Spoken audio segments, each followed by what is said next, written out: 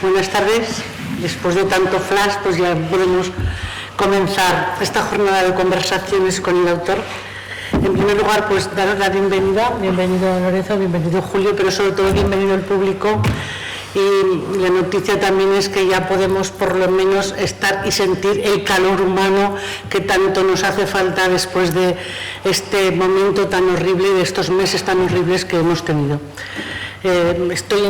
Me alegra mucho conocerte, Julio, porque te leo mucho y porque a veces te he escuchado hablar y sé que tienes una parte humana que de verdad que me llega al alma. Muchas gracias. Bueno, vamos a presentar dentro de las actividades que tenemos, que se llama Animación a la Lectura.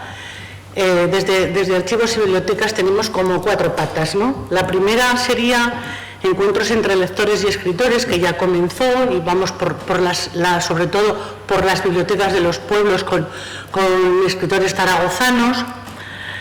Mis chicas, que son súper trabajadores, a las cuales hay que agradecerles este empeño que tienen, porque este año ha sido difícil, muy difícil. Hicimos dos patas nuevas para dinamizar las bibliotecas, que es animación a la lectura, talleres de escritura creativa, de cómic, etcétera, y de narración oral, pues con cuentacuentos, con títeres. Y hoy presentamos la estrella de conversaciones con el autor. Esta finalidad, no hay más que una finalidad en esta casa, que es llevar la cultura a los pueblos y que no se nos quede en ningún rincón sin que de verdad lleguemos y se note la presencia de esta casa. Conversaciones con el autor empieza en el 2009, ininterrumpidamente, excepto el año pasado, que ya habíamos empezado la andadura y habíamos empezado a hablar, pero no hace falta que digamos por qué se nos fue al traste. Este año 6 escritores reconocidos nacionalmente recorrerán 12 pueblos y terminaremos en este incomparable marco del antiguo Salón de Plenos de la Diputación Provincial. Tenemos oportunidad de hablar con los autores, de analizar, de debatir y de desgranar un poco, pues a lo mejor aquellos libros que nos han gustado más y que ellos son los creadores, y desde luego van a ser los que mejor no lo van a decir. Y yo quisiera deciros que este año de verdad agradezco, casi con el simultáneo, que a puerta gallola nos dijeran que sí al principio, porque no era fácil.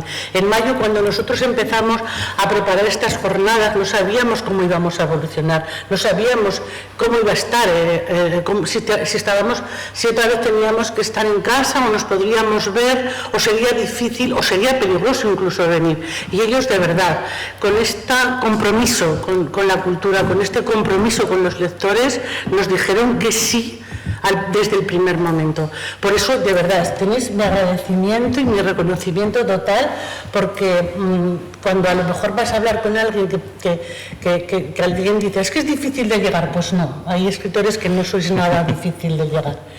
Y este año contamos con un nuevo coordinador, que es Julio Espinosa, bien digo, pues ese tiene dirige el mayor estudio de escritura de Zaragoza. Han pasado escritores como Javier Cercas, Juan Bonilla, Marta Sanz y Cristina Morales. Y de Julio, que sabíamos poquito, y empezamos a hablar, lo que más nos gustó desde luego fueron sus ideas innovadoras. Nos dio como un aire nuevo. Veíamos que este ciclo, que sí que llevaba muchos años y que tenía muy buena acogida, teníamos que darle un aire nuevo. Y eso nos lo ha traído él. Esperamos que el año que viene podamos seguir y podamos llevar a cabo esas ideas que ya teníamos y que por motivos anteriormente dichos no hemos podido hacer, pero sí que tenemos una web que funciona de maravilla y que además, pues es verdad que es completísima. Grabamos estos encuentros y espero y deseo de verdad que sigas con nosotros y que podamos hacer seguir haciendo cosas. No voy a hablar de Lorenzo primero, porque yo creo que la que me tengo que presentar soy yo, que soy la gran desconocida, porque no es él. Y desde luego porque Julio no hace radiografías, hace un TAC de los escritores, por lo tanto confiemos en que podamos seguir, en que se nos vaya. Dicen que por muy oscura que haya sido una noche, nunca puede dejar de haber un amanecer. Esperamos que este amanecer ya se nos quede para siempre, y de verdad, como doctores mejores tiene la Iglesia, yo dejo a Julio en vuestras manos, o sea, en sus manos, que explique cómo fueron esas primeras conversaciones con los autores y sobre todo con Lorenzo. Muchísimas gracias por venir y estamos encantados de poder recibir en esta vuestra casa. Gracias.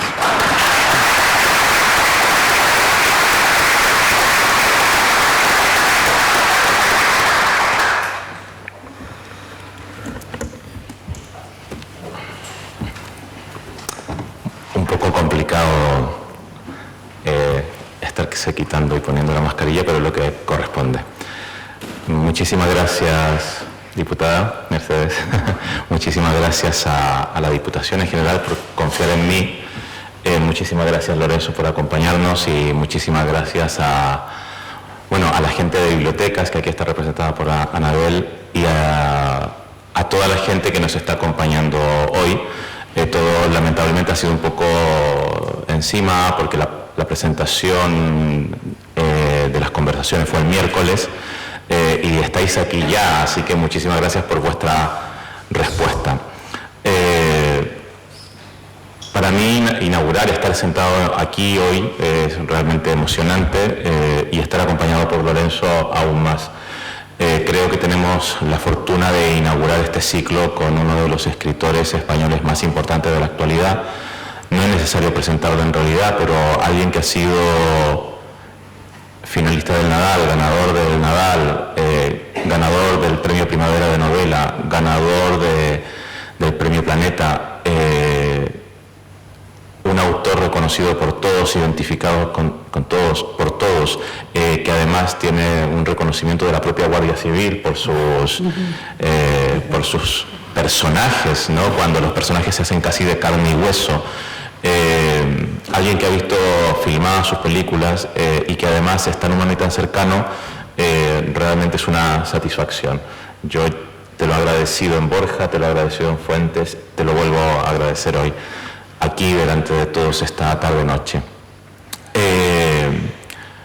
Una fórmula que yo estoy utilizando para cambiar un poquito la dinámica de estas conversaciones con el autor no es enfocarlas en el último libro del autor, sino realizar una conversación sobre su vida y su obra, porque el último libro lo tenemos más cerca, está en bibliotecas, están apareciendo reseñas constantemente, están apareciendo entrevistas, pero muchas veces la parte de la vida del autor se nos escapa de las manos, y a mí es algo que me gusta conocer, ¿no?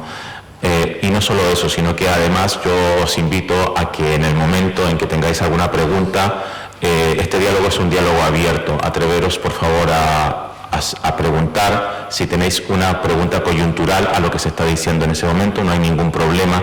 Creo que los diálogos son lo mejor. Estamos un poco alejados, pero bueno, yo creo que en esta sala todo se escucha perfectamente. Además, con lo hermosa que es, ¿no?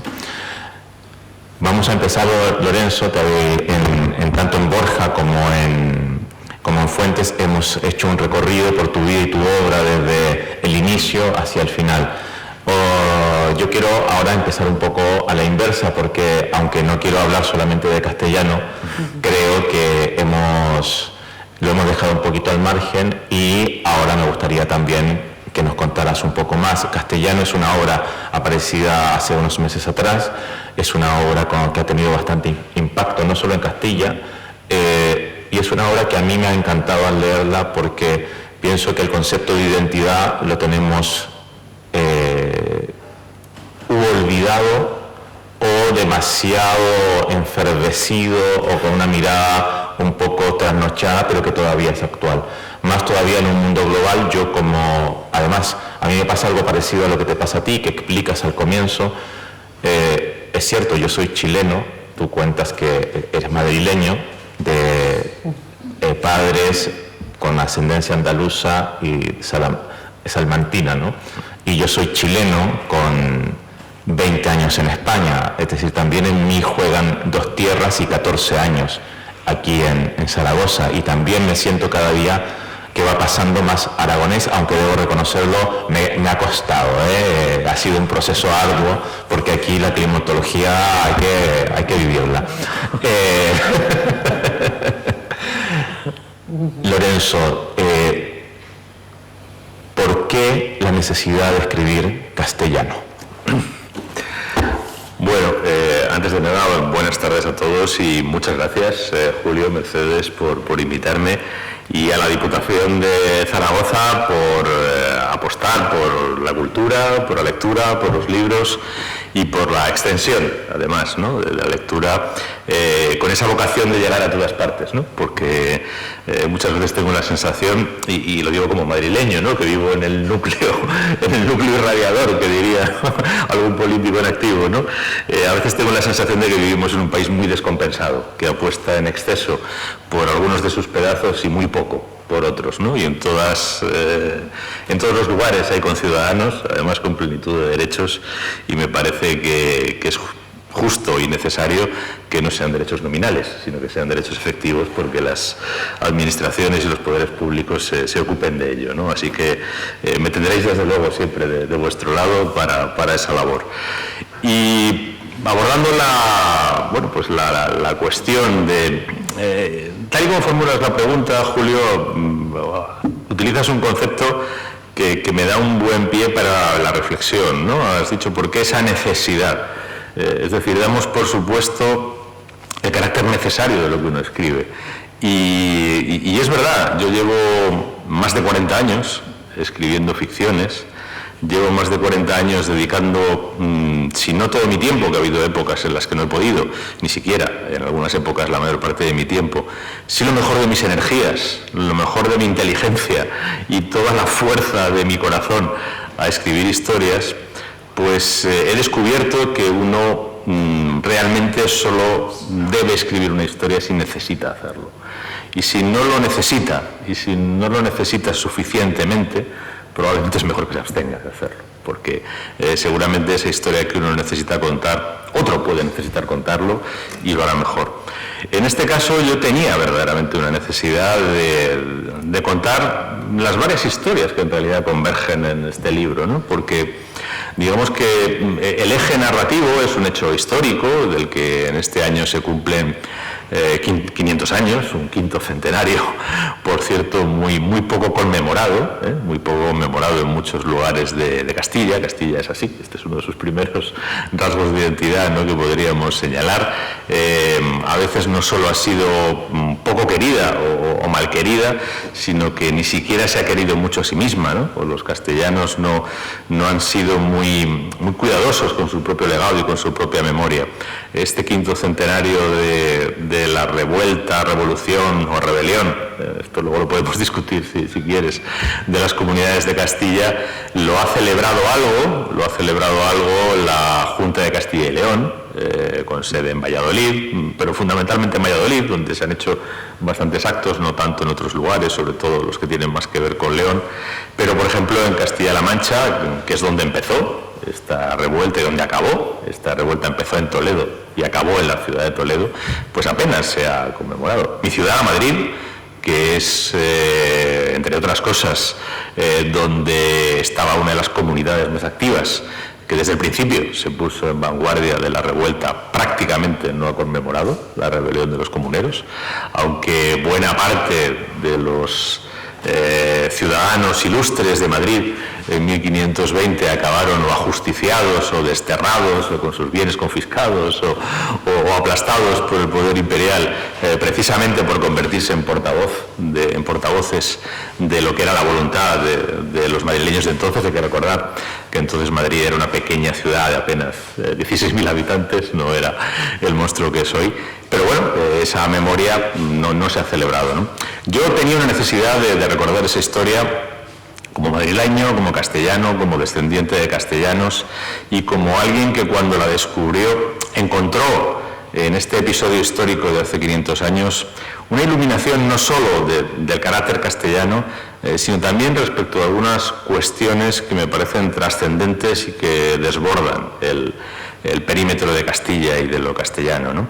En el fondo, esta rebelión es un estallido de toda una sociedad, porque fue una rebelión muy transversal, en la que participaron los pequeños burgueses de las ciudades, la burocracia municipal, la pequeña nobleza, las gentes del común, los campesinos, es decir, fue una revolución muy transversal que se produjo para poner coto o para plantar cara al abuso del poder. En el fondo es una revolución, una rebelión, una revuelta, como cada uno la quiera llamar, que plantea una cuestión que me parece fundamental, que era fundamental para ellos y que ha sido fundamental después, que es la fijación de los límites del poder. Hasta qué punto quien ejerce el poder tiene potestad sobre aquellos que están sometidos a ese poder para hacer lo que le parezca conveniente. Hasta qué punto el poder requiere o no de una negociación con aquellos sobre los que se ejerce. Carlos V, que era un monarca absoluto, educado además en la escuela política de la Casa de Borgoña, bueno, pues con un pensamiento político bastante medieval, creía que los límites de su poder real e imperial eran ninguno, que él podía hacer exactamente lo que le placiera, ¿no? con sus reinos, y entre ellos estaba Castilla, que era uno de los muchos reinos que había heredado. Y lo que le dijeron los castellanos, y se lo dijeron primero por las buenas y luego con un alzamiento violento, fue que los ciudadanos de Castilla, las ciudades de Castilla, tenían una dignidad que él no podía ignorar. Y eso al final es el germen de, por ejemplo, eso no sale de la nada, eso sale de las aulas de la Universidad de Salamanca, eso sale de los estrados de la Chancillería de Valladolid, sale de los teólogos, juristas y filósofos de Salamanca y sale de los juristas vallisoletanos, y es una idea que luego recogería, muy poco tiempo después, Francisco de Vitoria, otro profesor de Salamanca, para establecer una teoría sobre los límites del poder del Papa y los límites del poder del emperador, que es la base, y eso no lo digo yo, eso lo dice un jurista holandés que se llamaba Hugo Grocio, es la base de la moderna teoría del derecho de gentes, del derecho internacional, de los derechos y libertades fundamentales.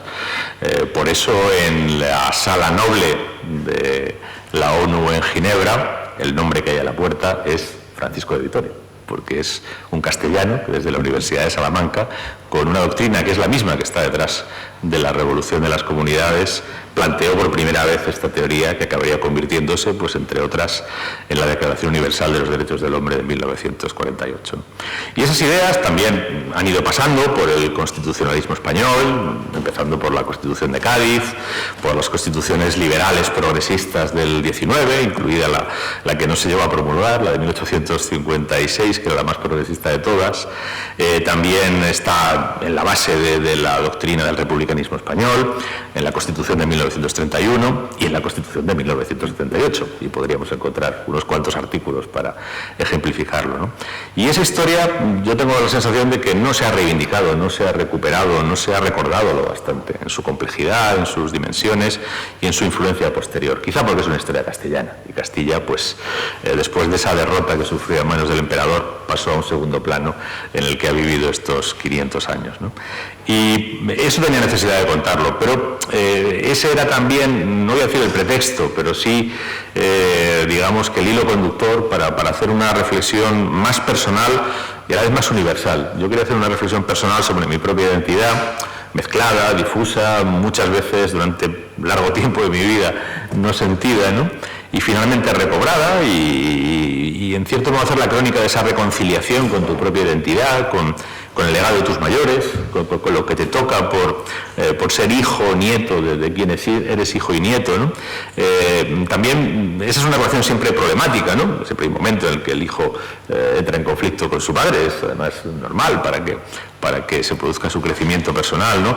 Pero al final de la partida, y sobre todo cuando llegamos a la madurez, todos acabamos en cierto modo reconciliándonos con lo que somos y acabamos aceptando aquello que nuestros orígenes nos aportan, para bien y para mal, y el intento de este libro es llevar ese concepto de la identidad, y aquí es donde vendría quizá la dimensión más universal que le propongo al lector, sin necesidad de que sea castellano, llevar esa idea de la identidad por un camino un poco más constructivo que el camino por el que yo veo, desde que tengo uso de razón, transitar la identidad a mi alrededor, ¿no? Yo lo recuerdo alguna vez, lo recuerdo en el propio libro.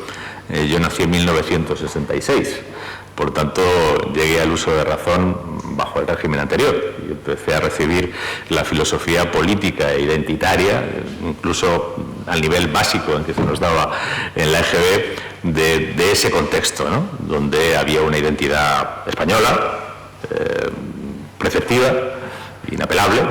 Ser español era esto y ya está, eran lentejas y no era opinable.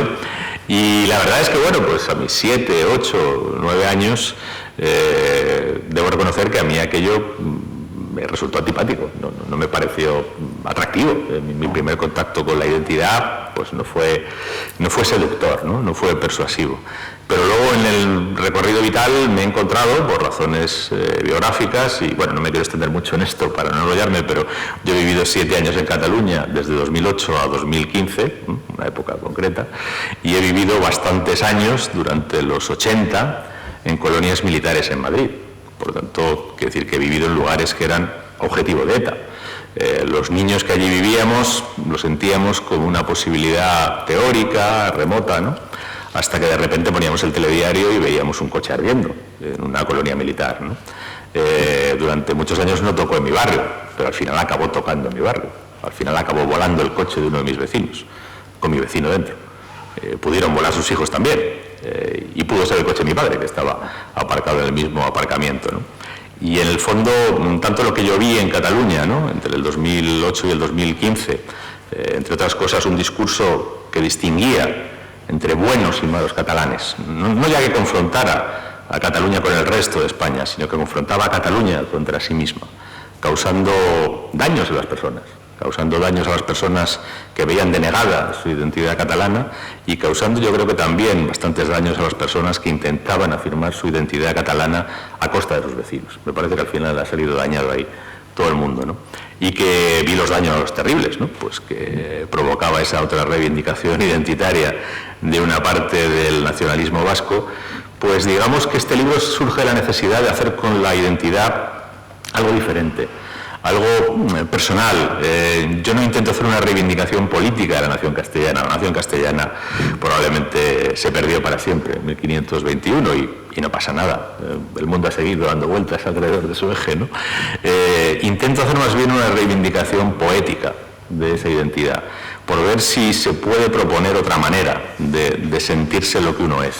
Una manera que no nos aboque a agredirnos entre nosotros, ni a ponernos por encima de otro, ni a sentir que otro no pertenece al club y hay que expulsarle, ni a entrar en esas dinámicas corrosivas. Es decir, en qué medida la identidad puede ser una manera de enriquecer la existencia de cada individuo, y también cada identidad que no tenemos puede ser enriquecedora para nosotros. No solo la que tenemos, sino también la que no tenemos. Yo he intentado contarle a quien no sea castellano en qué medida Castilla y los castellanos han aportado alguna cosa valiosa a la humanidad, empezando por un idioma que hablan 600 millones de personas, ¿no? Y que ha servido a muchas personas que no han nacido en Castilla para conversar, para declararse su amor, para escribir sonetos o para escribir una ópera o una novela o una canción de reggaetón, que no es lo que más me gusta a mí, pero a quien le gusta.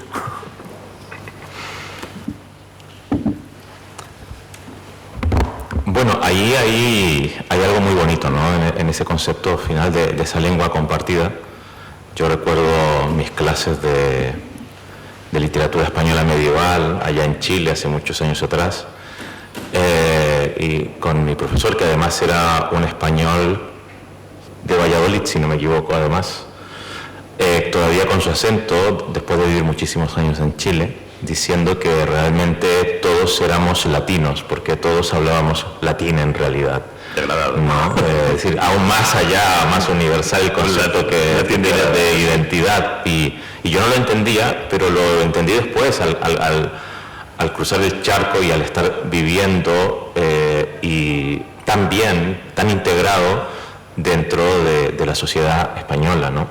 Y ahí viene una pregunta que a mí me surge con el libro y que no tengo totalmente clara después de haberlo leído, porque al principio se plantea como esa búsqueda de la identidad de un efecto rebote de ver cómo esa identidad llevada a un extremo es tan negativa, ya no para ti que estabas viviendo dentro de esa comunidad, sino, como acabas de decir, también para otros catalanes que no se identificaban con esa visión de la identidad. Pero claro, hay todo un camino de descubrimiento y hay todo un camino, y aquí viene también un poco, estoy pensando en la estructura y en el momento de la escritura de la novela, donde hay un apaciguamiento. No es la novela de un hombre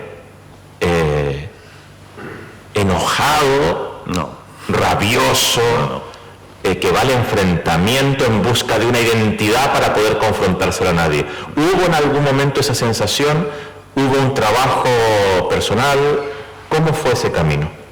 No, realmente nunca sentí esa necesidad. A mí quizá, hombre, no voy a ocultarte, no voy a ser hipócrita. Hay momentos, yo lo cuento en el libro, ¿no? Y es un momento que es verdad que sucedió, ¿no? Yo un día iba conduciendo por Barcelona, por la ronda litoral, por la que va por fuera de la ciudad, iba yendo a la radio. Yo, cuando me trasladé a vivir a Cataluña, lo primero que hice fue, en el coche que tenía allí, porque tenía un coche allí y otro en Madrid, porque seguía viviendo en Madrid para algunas cosas, todas y cada una de las emisoras del dial que sintonicé estaban en catalán, para aprender la lengua. Iba escuchando una emisora en catalán y de repente, en una tertulia, empezaron a hablar, qué casualidad, de castellanos y andaluces. Mi familia materna y mi familia paterna.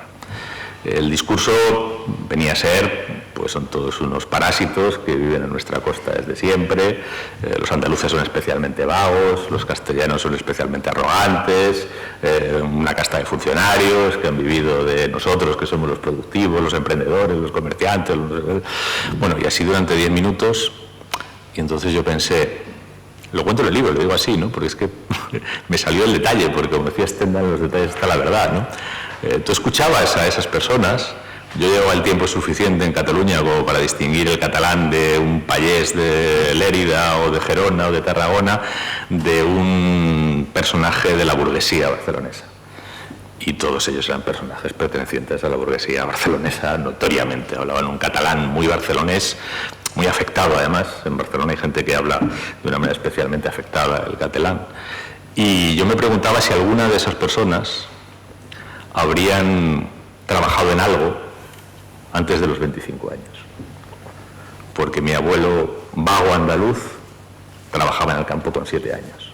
Y mi abuelo vago castellano trabajaba como pastor de cabras con 8 años. Y en ese momento yo no te escondo, y no lo escondo en el libro, que sentí ira, porque son momentos en los que sientes ira. Pero eso fue como una nube que me pasó y tenía una gran ventaja respecto a no caer por esa pendiente, ¿no? Primero, que tengo la capacidad suficiente como para razonar que quien se está degradando haciendo ese tipo de discurso es quien lo hace, no aquel contra quien se dirige. Y por tanto debes procurar no degradarte, como se degradan otros a los que ves degradarse, ¿no?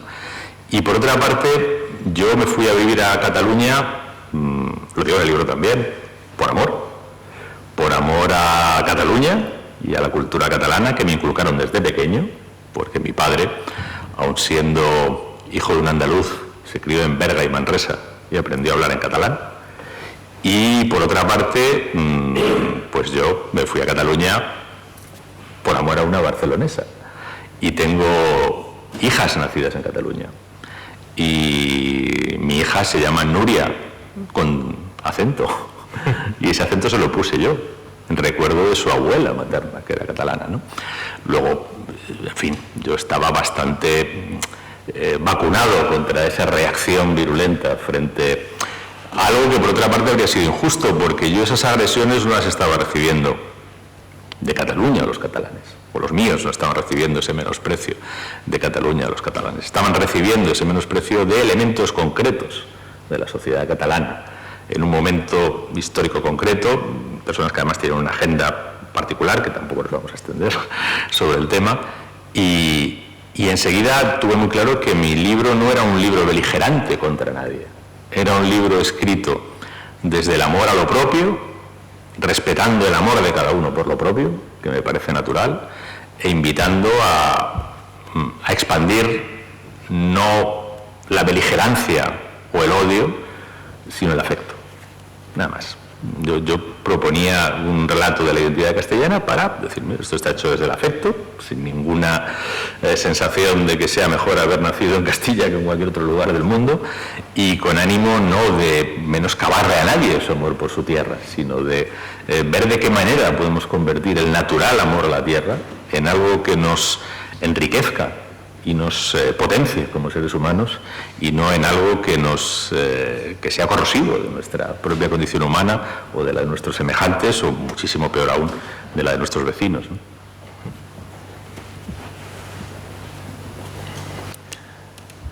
Hay algo, ya voy a empezar a avanzar porque no me voy a quedar aquí en castellano solamente. Hay algo que me llama la atención y voy a hacer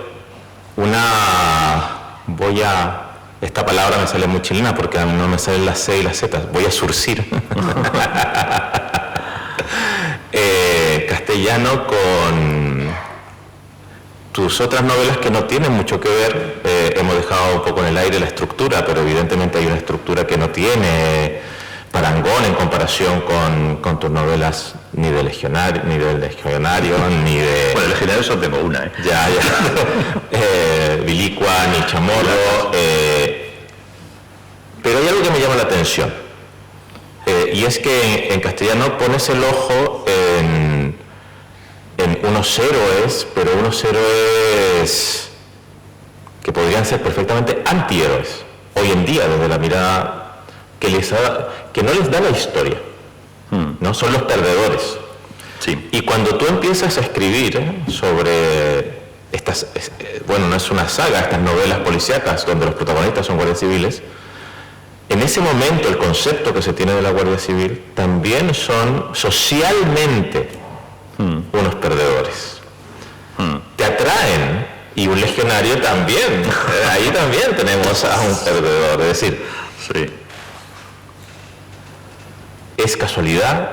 ¿Es intencional? ¿O es porque a través de estas figuras quizás nos podemos ver nosotros, los lectores, la gente de a pie, retratado de una manera más fiel? Pues no parece que sea casualidad, ¿no? Si te fijas, al final hay una cierta querencia por los que son objeto de malquerencia, valga el juego de palabras, ¿no? Porque muchas veces la malquerencia nace del prejuicio, o nace incluso a veces la malquerencia nace de la manipulación. Y yo creo que la literatura también es, el arte en general, eso lo decía Walter Benjamin, ¿no? Es un ejercicio de indagación de la verdad y de búsqueda no de la verdad en mayúsculas, que es inaprensible, ¿no?, por cualquier ser humano, sino por tratar de capturar átomos de verdad, ¿no? Pequeños átomos que puedas decir, aquí hay una verdad esencial, y es una verdad esencial que no está reconocida, o que está encubierta, o que está deformada, ¿no? Y bueno, indudablemente acercarse a unos perdedores de la historia como los comuneros, que además muchos relatos históricos que se han hecho, sobre todo en ciertas épocas, se los ha presentado pues como un grupo de nobles resentidos que se rebelaron para no pagar impuestos porque no entendían la gran idea europea de Carlos V y tal. Es decir, se les ha dado mucha cera a los comuneros, ¿eh? Bueno, pues buscar en qué medida sus personajes, que por cierto tenían sus luces y sus sombras, y en el libro se exponen, ¿no? Y alguno de ellos fue un personaje bastante nefasto, incluso para la propia revolución, ¿no? Porque una revolución siempre es un episodio agitado donde se suma mucha gente de muy diversa condición y ralea, ¿no? Pero bueno, tratar de sacarlos de esa visión un poco reduccionista, ventajista, una visión acuñada por el poder y desde el poder para menospreciar o para tratar de hacer de menos, ¿no?, ese alzamiento de 14 de las 18 ciudades de Castilla, es decir, que fue realmente un alzamiento muy, muy significativo. pues me atrae, naturalmente que sí, ir en contra de esa corriente, ¿no? No voy a negar, en el caso de mi legionario, que es un legionario muy particular, con el que yo intento contar una historia también muy poco conocida, pero que sucedió, es decir, es un hombre que vive la guerra de Marruecos, luego vive la República y luego vive la guerra civil. En la guerra de Marruecos se ha alistado a la legión y, sin embargo, en la guerra civil defiende en Badajoz, que fue una batalla sin esperanza, la causa de la República. Y ese camino vital que estoy contando no es un camino que me invente. Tenemos la idea de que los africanistas, quienes hicieron la guerra de África, luego protagonizaron la rebelión militar contra la República. Sí, algunos de ellos sí. Franco, Mola, Sanjurjo, Varela, Yagüe, todos esos eran africanistas y se sublevaron contra la República, ¿no? Pero también eran africanistas Núñez de Prado, Pozas, Hidalgo de Cisneros, Aranguren, y todos ellos defendieron la República y venían de la misma experiencia. Y entre los milicianos que defendieron la República había personas que habían pasado por la legión y que tenían esa ideología. Bueno, a ver, hay un ejemplo que además tiene una raigambre aragonesa. Fermín Galán, que proclamó la República en Jaca en 1930, había sido oficial de la legión. Y además no solo oficial de la Legión, sino propuesto para la laureada, que le denegaron por republicano, pero que luego la República le concedió, ¿no? Es decir, que esos viajes me atraen porque la gente no piensa en esos personajes, ¿no? Que hay personajes que pueden estar en dos lugares aparentemente antitéticos de la historia y son la misma persona, ¿no? Y bueno, pues ese viaje a mí me interesaba contarlo, ¿no? Fermín Galán es un personaje conocido, más o menos, pero por ejemplo el libro que tiene sobre su experiencia en la Legión, que se llama La barbarie organizada, donde cuenta quiénes eran los que se alistaban a la Legión en 1920, y quiénes eran humanamente, que eran personas rotas, eran personas aventureros, había de todo, gente que se apuntaba por un desaire amoroso, gente que se apuntaba por, bueno, pues esa condición humana, que digámoslo así, había quedado enmascarada bajo la etiqueta de legionario, la cabra, legionarios a morir, y poco más, pues me pareció interesante entrar en la pasta humana de esas personas, que algunos hicieron viajes que a lo mejor sorprenden al lector, ¿no? Pero que son reales. Y en el caso de los guardias civiles, pues yo siempre menciono, ¿no?, al margen de hechos constatables, ¿no?, que un cuerpo de seguridad fundado en 1844, que por lo tanto lleva 177 años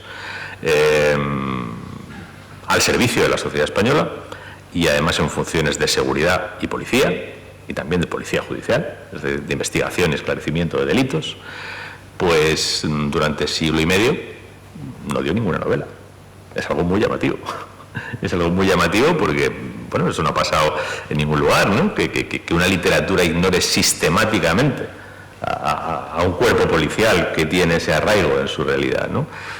Pues los ingleses de siempre andan haciendo novelas de Scotland Yard, los americanos andan desde siempre haciendo novelas de los sheriffs, los franceses llevan desde siempre haciendo novelas de la gendarmería y de la sûreté y hasta del primero, ¿no?, que investigó crímenes en París.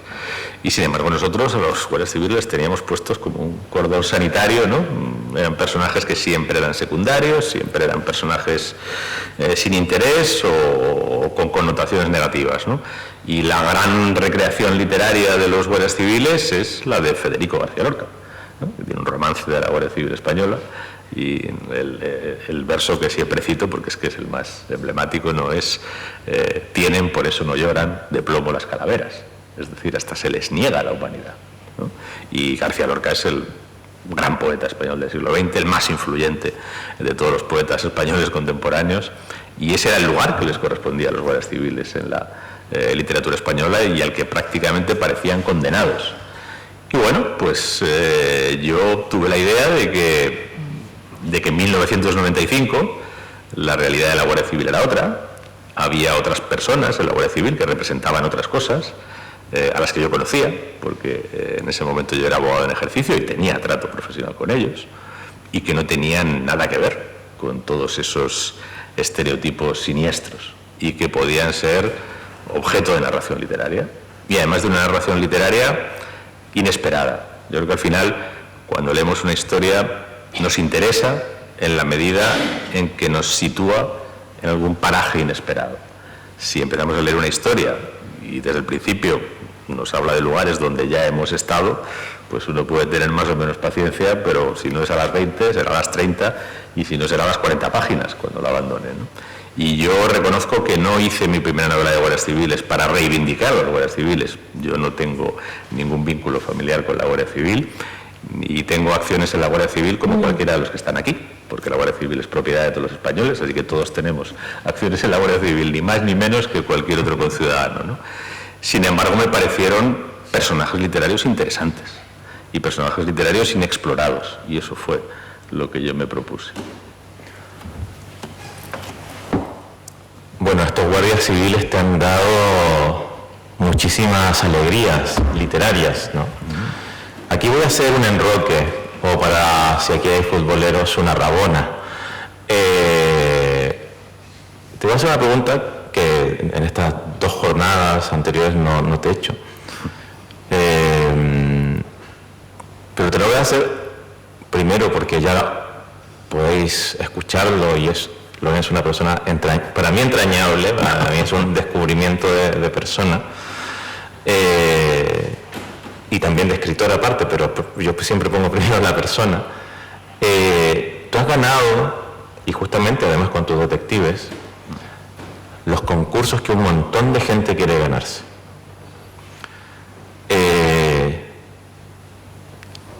Eres un niño de Getafe.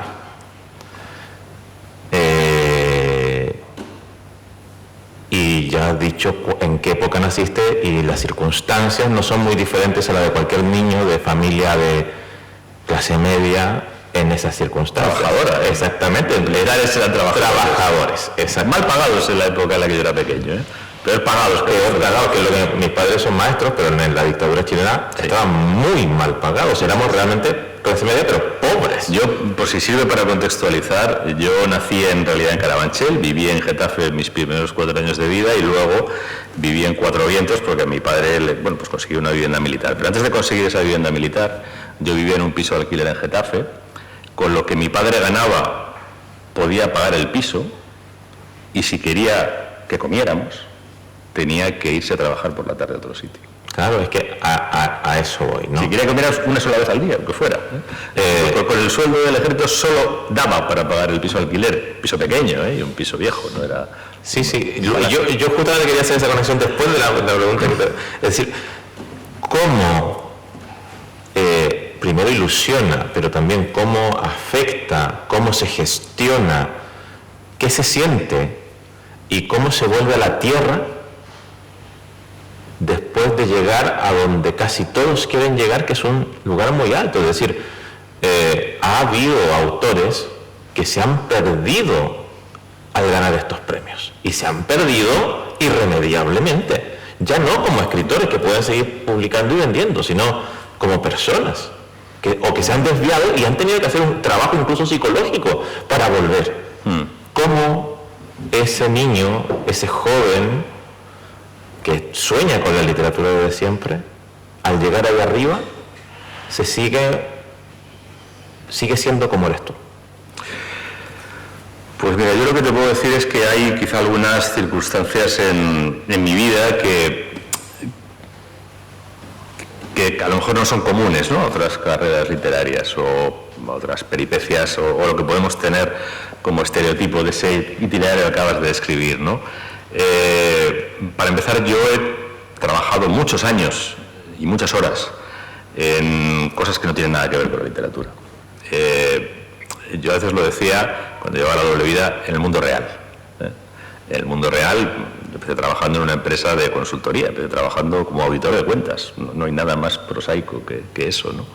Luego trabajé en un despacho de asesoría legal y tributaria y después trabajé durante 10 años como abogado en una asesoría jurídica de una multinacional del IBEX, ¿no? Bregando con montones de cosas, desde grandes fusiones y adquisiciones hasta, pues, de repente en una subestación que se estaba construyendo se nos achicharraba un hombre y moría. Y tenías que ir allí al seguro, a la indemnización, a ver si se había producido una negligencia, y tenías a la viuda y tenías a los hijos, es decir, la vida real que muerde de esta manera, ¿no? Y eso a mí me ha hecho, por ejemplo, pues la abogacía también yo cuando describo lo bueno que me ha traído la abogacía, que me ha traído muchas cosas, una de las mejores es la cantidad de lugares que me ha permitido conocer. No solo lugares geográficos de España y del mundo, sino también lugares dentro de mi propia sociedad. Yo algún día he tratado, en el mismo día, con una persona que tenía un Mercedes con chofer esperándole a la puerta para llevarle a un avión privado, y con una persona que no tenía dónde dormir esa noche, el mismo día. Y eran dos seres humanos, que tenía exactamente a 1 metro de distancia a los dos, y a veces con 3 horas de intervalo, ¿no? Y eso a mí me ha permitido, pues mira, por ejemplo, hay estos grandes premios económicos, se ha producido, no voy a traicionar ninguna confianza de nadie, es una cosa que ha pasado y además es relativamente público y notorio, ¿no? Con estos grandes premios en importe económico, hay varios autores que, más allá de lo que cuentas, que puede ser muy opinable, ¿no? Cada uno al final hace su camino, a lo mejor lo que tú y yo pensamos que es una desviación personal, pues alguien piensa que es su destino y está muy feliz, ¿no? Pero esto es objetivo. Hay personas que han ganado un gran premio de estos y después, para pagar la deuda con Hacienda, han tenido que vender su casa. Esto ha pasado. ¿Por qué? Pues porque alguien les dijo, oye, aquí puedes hacer esta trampa, metes una sociedad, haces lo otro, tal y cual, y entonces en lugar de pagar el 50%, como todos los tontos, tú vas a pagar el 10%. Lo que le dijeron a Messi también. No, Messi, no, yo lo entiendo, me lo dijo mi papá. Hombre, todos entendemos lo que es pagar el 50% y pagar el 10%. Por poco que lleguemos a las matemáticas de segundo de primaria, hemos llegado todos, ¿no? Pagar 10, pagar 50. Eso es barrio sésamo, ¿no? La diferencia, ¿no? Y porque tú eres más listo que todos los demás. O sea, bueno, cuando yo recibí premios de importante volumen económico, pues no me puse a hacer cosas raras. Entre las cosas me he dedicado a la asesoría fiscal. Yo palmé el 50 y tantos %, que era lo que me tocaba. Y ya está. Y a mí nunca me inspeccionó Hacienda y yo sigo viviendo en mi casa. Mi Hacienda no me ha quitado mi casa, me inspeccionó, quitó 3 o 4 tickets de restaurante y 3 o 4 tickets de taxi y ya está. Y aquí sigo, ¿no? Pero porque no me llené de balón, no se me fue la cabeza, porque me había dedicado profesionalmente a eso, ¿no? Y luego, pues mira, yo en el año 66, cuando nací, el primer lugar donde me empadroné fue el municipio de Getafe. Y estamos en el año 2021 y estoy empadronado en el municipio de Getafe. Sigo empadronado en el mismo sitio. A mí alguien me ha dicho alguna vez, ¿y por qué sigues viviendo en Getafe? ¿Y por qué me habría tenido que ir? Que no sé, no corren bandas de cuatreros por las calles, no sé, hay gasolineras, un Carrefour, un Mercadona, bares de la calle, plantan flores en los parterres. ¿Por qué me tengo que ir? Es decir, yo no he sentido la necesidad de salir de mi mundo, ¿no? Yo, además, mi mundo en buena medida es el mundo que yo me construyo en mi cuarto y en mi interior. Lo puedo poner en Getafe, lo puedo poner en cualquier otro sitio. En Getafe hay mucha gente a la que quiero, en Getafe están mis padres, en Getafe, ¿por qué me voy a ir? Busqué un lugar que fuera más o menos adecuado para mi familia, lo encontré en Getafe y ahí estoy, y no he tenido ninguna necesidad de irme. Y en cuanto al lugar que pasa la literatura, mira, tuve la suerte de leer con apenas 20 años a Raymond Chandler, no solo sus novelas, sino también sus cartas, sus libros, sus estudios, sus ensayos. Y hay una carta que le escribe, no recuerdo a quién, en la que habla del oficio, ¿no? Del oficio de escritor y del éxito y todo eso, ya cuando él ya era un escritor reconocido, que le habían adaptado al cine. Oye, qué sé yo, Howard Hawks había hecho El sueño eterno, ¿no? Basado en una novela suya. Magnífica película. Magnífica película.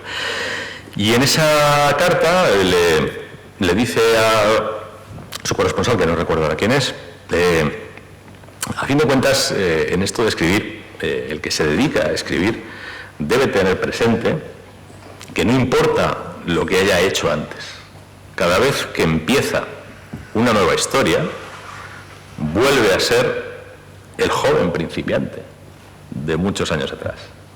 Y en una situación como esa, a ese joven principiante que vuelve a ser, solo hay 2 cosas que le pueden salvar: la pasión y la humildad. La pasión y la humildad. Y me pareció una visión tan diáfana de lo que es este oficio, que desde entonces he procurado atenerme a ella. Es decir, no escribas sobre nada que te apasione y no des el éxito, ni el reconocimiento, ni la atención por concedidos. No los mereces, te los tienes que ganar cada vez. Yo creo que qué manera más bonita de empezar las preguntas de vosotros, ¿no? Es decir, creo que nos está dando una lección y tenéis una oportunidad muy grande. Yo estoy seguro que os han ido surgiendo preguntas y creo que es bueno que si las podéis realizar ahora, y si no, pues yo hago un par de preguntas más porque no sé hasta qué hora se puede estar. Depende del público. Entonces, no sé si alguien tiene en este instante tan inspirador alguna o más de una pregunta. ¿Cómo resuelve lo del folio en blanco? Esa es una estupenda pregunta que a mí me atormentó durante años. Durante años. Y lo pasé muy mal, Lo pasé muy mal. Yo recuerdo que cuando yo empecé a escribir, era muy joven. La primera ficción que yo recuerdo haber escrito, y lo recuerdo perfectamente, lamentablemente no la conservo, pero recuerdo perfectamente de qué iba y todo, tenía 13 años. Y desde entonces me apliqué a escribir, ¿no? De una manera casi febril. Y durante probablemente los primeros 10 años, yo sentí ese miedo en formato pánico, en formato angustia, en formato desesperación y en formato hasta ganas de salir a gritar por la ventana, ¿no? O sea, sus peores formatos, ¿no?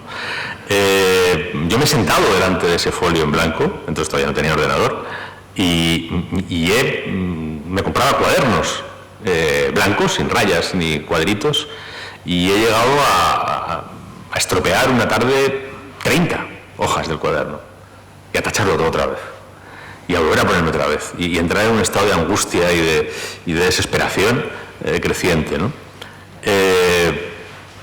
Y desde hace 30 años no lo he vuelto a sentir, nunca.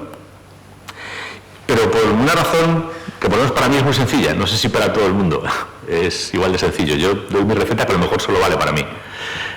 Descubrí por qué sufría.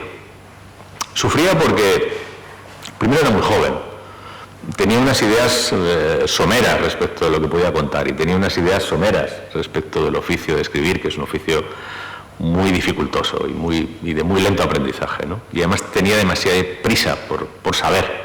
Y hay cosas en las que uno no puede tener prisa por saber. Uno no puede tener prisa por ser capaz de tocar una pieza de violín de Paganini. Uno tendrá que invertir unos ciertos años en poder llegar, ¿no?, a las notas que le propone Paganini en la partitura, ¿no? Y en aquel momento yo me proponía retos que estaban por encima de mis capacidades. Pero además hacía otra cosa que me condenaba a la infelicidad, ¿no?, que era que yo esperaba que puesto delante de la página se me ocurriera algo brillante y a ser posible genial. Y es una técnica desastrosa para escribir, desastrosa, salvo que uno sea un genio, cosa que yo no tengo conciencia de ser y que la mayoría de las personas no somos. Hubo un momento que hice un clic y empecé a escribir de otra manera. Cuando me sentaba delante del folio y no se me ocurría nada, me levantaba, agarraba la bici y me iba a dar una vuelta con la bici. O me iba a leer, o me iba a pasear, o me iba a tomarme unas cañas con los amigos. No te sientes aquí si no estás en condiciones de sacar nada. Y empecé a sentarme solo cuando creía tener ya una idea desarrollada en mi cabeza. Y desde entonces lo hago así. Y desde que yo me siento hasta que escribo la primera frase, pueden pasar décimas de segundo. Pero a veces desde que yo me siento hasta que tengo escrito los primeros 2 folios, han pasado 15 minutos. Porque me siento a escribir lo que ya he escrito. Lo que ya he escrito en mi cabeza. Es decir, Castellano es un libro que se ha publicado en 2021. Yo lo empecé a escribir en otoño del año pasado y lo terminé en febrero de este año. La primera idea de Castellano es del año 2011. He estado 10 años pensando en este libro antes de escribir la primera línea. Pero cuando escribí la primera línea, el prólogo me salió en 1 hora. El segundo capítulo lo tenía esa tarde, luego ya paré un poco el ritmo. Pero no he tenido esas dudas. Cada capítulo, es verdad que este libro tiene una estructura que decía Julio, hay capítulos que van contando la rebelión de las comunidades y otros capítulos que son como reflexiones casi personales, ensayísticas, sobre Castilla, el carácter castellano, etc. Yo antes de escribir estos capítulos, estos 20 capítulos más un prólogo y un epílogo, sabía que contaba cada uno de los capítulos. Y cuando yo empiezo el capítulo llamado Salamanca, que es de donde vienen las doctrinas políticas, pues sé lo que voy a contar. Sé que voy a contar pues cómo los doctores de Salamanca elaboran estas ideas, cómo las llevan a las Cortes de Santiago, cómo Carlos V y sus ministros sobornan a los procuradores castellanos, cómo consiguen romper la resistencia. Sé lo que voy a contar. Entonces, ¿qué miedo a la página en blanco voy a tener? Tengo un caballo estupendo, tengo una llanura por delante, pues a galopar. Si tienes un caballo cojo y no sabes si es una llanura o un precipicio, pues claro, vives en el pánico y en la angustia más irresolubles. O sea, que usted rumia durante muchísimo tiempo la idea. Pero empecé haciéndolo durante días, durante meses y ahora luego durante años. El libro que voy a empezar ahora llevo, pues, además es un libro que me requiere trabajo de campo y llevo 5 años trabajando en él. Y no he escrito ni una línea. Empezaré seguramente el mes que viene.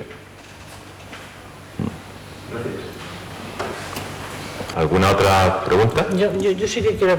Vale, no. Mira, es que has dicho una cosa que yo me he visto más reflejada, esa carta que habla de pasión, de ilusión. Yo creo que es que eso lo deberíamos de llevar a todos los ámbitos de la vida. Yo, ante todo, perdonadme que personalice, soy alcaldesa de Torres de Berrellén, algo que llevo como súper orgullosa, de verdad. Cuando yo me presento en las elecciones, por ejemplo, ahora tengo un bajón y digo, ya no salgo más, no sé qué. Si yo una vez me presentara a mis elecciones sin esa ilusión y sin esa pasión, sería incapaz de hacerlo. Y con esa ilusión y con esa pasión, hay gente que trabaja cada día, por eso España funciona y por eso el mundo funciona. Porque hay gente que eso lo lleva a rajatabla. Prometemos que no sabíamos que presentamos el libro de castellanos, pero, perdonadme el chiste, no sabíamos que iban a detener a Puigdemont hoy en Italia, es una casualidad. Lo hemos soltado ya, Bueno, no sé si le da anillo, pero creo que lo has esto que soltado. hablas de la Guardia Civil, pues mira, es verdad, yo soy más mayor que tú. Sí. Y la Guardia Civil era el coco. O sea, teníamos miedo a la Guardia Civil, la Guardia Civil nos iba a coger. La Guardia Civil de Franco, que también. Y ahora que yo, con mi puesto, tengo que hablar muchas veces con la Guardia Civil es mi refugio, es donde yo le digo, ven que ha pasado esto, ayúdame a hacer no sé qué. Por lo tanto, esa visión yo sí que la tengo muy diferenciada de cómo era y de cómo es la Guardia Civil ahora. Ahora y siempre, pero desde el sitio más cercano. Y por eso, de verdad que cuando lo leo, pues me siento reflejada en lo que había vivido y en lo que estamos viviendo en este momento. Sí. Y es verdad, hay que poner los pies en la tierra. Y a los políticos les pasa, y les digo les pasa porque los que me conocen sabéis que a mí el protocolo me va poco, y siento que es no sé, que es una cosa prestada, ¿no? Un derecho prestado que te prestan y que lo tienes que devolver con los pies en la tierra. Y hay mucha gente de verdad que pensamos así y que desde luego valoramos la vida con donde hay que valorarla y lo que me he sentido muy reflejada en muchas cosas de las que has contado. Será por eso pues que me gusta tanto leer, no lo sé. Sí. Ese señor ha preguntado por el principio, yo pregunto por el final, que es una de las tareas, creo, más arduas para un escritor, que es la corrección. Entonces, ¿cómo es ese proceso? Pues no sé si antes se ha roto a lo mejor algún esquema, pero ahora seguramente sí que lo voy a romper. A mí yo disfruto mucho preparando los libros, sobre todo porque cada vez más con los libros que necesito y elijo escribir, hago un proceso de aprendizaje. Cuando yo empecé a pensar en este libro hace 10 años, yo tenía un conocimiento cultural de las revoluciones de las comunidades de Castilla, de la historia de Castilla, de los personajes que pueblan esta historia. Después de 10 años leyéndome todo lo que he encontrado, sacando a Padilla, que es como, no era el jefe de la revolución, era uno de los caudillos militares, ¿no? Pero bueno, el personaje quizá más carismático, sacando a Padilla de ese hombre con los brazos cruzados que aparece en el cuadro de Gisbert, ¿no?, que todos conocemos, de la decapitación de los comuneros, y convirtiéndolo, por ejemplo, leyéndome sus cartas, en ese hombre que después de obtener su gran victoria militar, que es la toma de Torrelobatón, cuando reporta la victoria a la comunidad de Valladolid, que es la que en ese momento lleva el liderazgo de la rebelión, en lugar de jactarse de la victoria, lo que hace es pedirle a sus jefes, porque él es un jefe militar sometido a una asamblea, no es un caudillo en plan Julio César, ¿no?, ni algún otro que tenemos más cerca, es alguien que se somete al poder de una asamblea, ¿no? Le pide a sus jefes que hagan todos los esfuerzos posibles por encontrar un arreglo, porque no puede soportar los estragos que la guerra causa en los inocentes, especialmente las mujeres y los niños. Y como eso, miles de cosas que te podría contar. Yo he aprendido tantas cosas escribiendo este libro, igual que estoy aprendiendo ahora, sobre en la escritura del que estoy haciendo, que no tiene absolutamente nada que ver, pero que me está exigiendo hablar con personas que han estado en situaciones límite, en lugares muy interesantes y con experiencias que yo no he tenido ni tendré nunca, pero de las que estoy aprendiendo muchísimo y que voy a intentar convertir en mi libro, ¿no? Entonces a mí ese proceso me hace disfrutar enormemente. Cuando creo que he indagado la historia, me la sé lo suficiente y he aprendido lo suficiente para poderla contar, escribirlo para mí también es un placer. Hay momentos en los libros, en este libro, por si alguien tiene curiosidad voy a dar la pista y todo, hay un capítulo que se llama Carácter, que es probablemente el capítulo intelectualmente más complejo del libro, porque se trata de coger muchas ideas, que algunas son incluso filosóficas, y tratar de bajarlas a la tierra de un relato, ¿no? Y yo sabía que ese capítulo yo lo tenía en la cabeza y digo, cuando llegue ahí, vamos a ver. Y cuando llegue ahí, pues efectivamente es un capítulo de 10 páginas, no son 200 páginas, y sudé bastante para encontrar la forma, ¿no? Pero bueno, yo sabía que ese capítulo era difícil y estaba preparado y me costó algo más, pero no sufrí. Es decir, también disfruto esa fase. Y lo que quizá romperá el esquema es que cuando yo tengo el libro escrito o cualquier capítulo escrito, porque yo estoy corrigiendo siempre, yo escribo el capítulo 1, lo releo, lo corrijo, escribo el capítulo 2. Cuando escribo el capítulo 2, vuelvo a releer y corregir el capítulo 1, releo y corrijo el capítulo 2, y cuando hago eso paso al 3. Cuando he terminado el 3, vuelvo... desesperante, o sea, cuando lo cuento esto en un colegio me dicen los niños que tienen así muy buen criterio, pero no te vuelves loco, digo, pues hombre, he aprendido a no volverme loco y he aprendido que este es mi trabajo, ¿no? Pero tanto en esa fase como en la corrección final, a mí el trabajo de corregir un texto literario me parece una de las cosas más placenteras, es una de las experiencias más placenteras que yo he tenido como ser humano, porque al final ya has hecho el grueso del trabajo. Ya has hecho lo difícil, ya has levantado el peso hasta lo alto de la montaña, ¿no? Y tienes todo puesto ahí arriba y se trata de perfilar. Y cada corrección que haces lo mejora. Y cada vez que encuentras una disonancia, una rima que no corresponde, una palabra imprecisa que cambias por otra más precisa, yo creo que produce chutes de dopamina. Es como el Facebook, para los adictos al Facebook. O sea, cada vez que encuentras una cosa que estaba mal y la dejas un poquito mejor, te activa el circuito de gratificación. O sea, a mí corregir me parece una de las cosas más gratificantes del trabajo, de verdad. Bueno,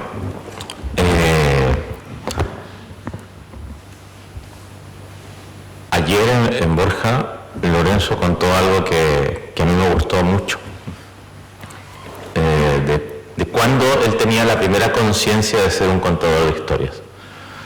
Y contó allí que sus primeros recuerdos, todavía viviendo en Getafe, muy chiquitito, salía al balcón de su casa y si estaba el vecino se ponía a contarle historias y cosas al vecino. Y podía estar media hora, 1 hora, 2 horas, todo lo que aguantara el vecino, que lo aguantaba. Y ya en ese momento disfrutaba contando. Y creo que una de las cosas maravillosas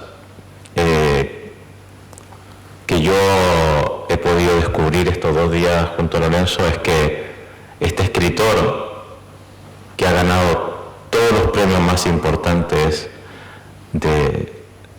aquí en España, de las editoriales más importantes, por un lado sigue descubriendo el alma humana a través de sus personajes y sigue siendo ese niño sentado en el balcón de su pequeña casa, de sus padres, de su padre que tenía que trabajar en 2 sitios para poder mantenerla.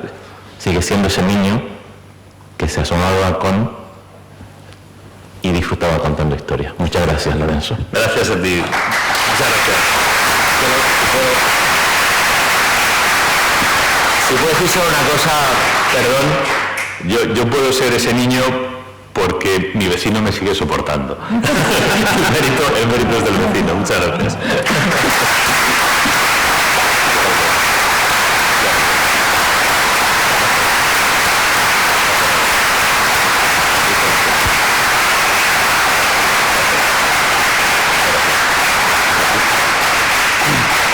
Bueno, pues muchísimas gracias. Ya dicen que de todos los inventos del hombre, el más maravilloso es el libro, y lo estamos comprobando. Os esperamos aquí el 7 de octubre con Alejandro Palomas. Alejandro Palomas. Hasta luego. Muy bien. Muchas gracias. Bueno, muchas gracias. Aquí voy.